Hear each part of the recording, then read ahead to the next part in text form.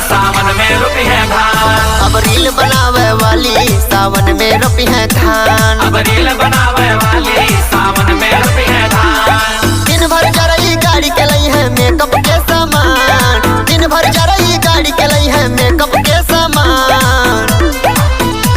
हाई video बनावे वाली सावन में रोपी है धान। अब रील बनावे वाली सावन में रोपी है धान। हाँ रील बनावे वाली सावन में रोपी है धान। अब रील बनावे वाली सावन में रोपी है धान।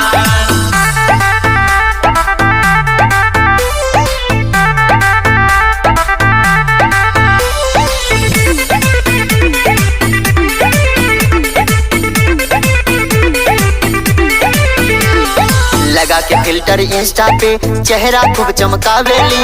लाख 2 लाख फॉलोवर लेके नखरा खूब देखावेली।